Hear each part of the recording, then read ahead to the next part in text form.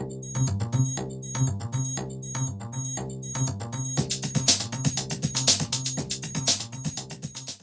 do we function? Most of the time, we function at the surface. We're rarely aware that it is our repressed structure driving the show.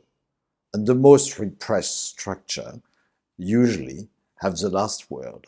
All that being maintained through logic, go to the pleasant, avoid the unpleasant on the surface, the choice of least harm, which gives the rhythm of our life, choice winning or losing, and the most repressed energy, the most repressed fear, which I tag guilt, because it's the best available concept. It's key to understand that. It's absolutely key.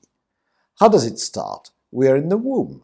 When we are in the womb, we have no sense of the two. We are one with the amniotic liquid, with the feeling pleasant or unpleasant our mother has, and all of a sudden we are kicked out. We encounter the two. We encounter the two with a shock of birth. And this shock of birth creates a logic of conflict. We will be in. Romulus, Remus, Cain, Abel, when you have the two, you have conflict. Guilt will be the most available and clear concept to tag that repressed energy. And I'm going to explain once again why. Because the more you will ride your guilt, the more you will ride your shadow, better will be the illusion of life you're going to create. And if you don't have too much trouble to manage, too much trauma to manage, you have more energy to free yourself and cross the wall. The child will be submitted to the package their parents carry, to the package the family carry, and he will have to deal with the numbers of trauma. But you can smell guilt. Why? Because when something negative happens, the child is very young, he will say mechanically, it's not me. If the parents divorce, he will take the blame on board. And if later on something really bad happens, survivor's guilt, for example.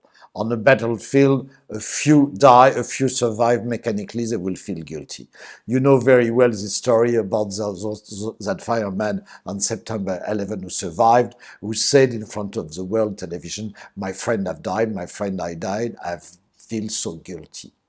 When the pattern of identification is disturbed and the ego cannot maintain its grabbing point, mechanically, the most repressed layer comes to the surface, and in a way which is relatively irrelevant, we feel guilty. But the idea is to spot the side effect of the guilt which runs our show, and remember, the guilt is the best available concept to tag the most repressed fear which runs the show. The guilt will be at the origin of the losing choice we make. You have a period of success, and we have many, many examples of that. People are successful to a degree for a long time, and mechanically they sabotage themselves in a way which is quite a caricature. You have that with great dictator, Napoleon invading Russia. You have that with Adolf Hitler. It was non-stop success from January 33 until May 1940, when he decided to stop the Panzer before taking Dunkirk. He could have taken the BEF, and he would have probably won the war. So the mechanism of guilt will come at the conscious level in order to create sabotage pattern, in order to maintain the equilibrium of the inner logic of the ego structure. So the more you'll be aware of that, the more you will ride your guilt, and the more you ride the guilt, the more you'll have winning choice instead of losing one, and making the dream of your life a little better.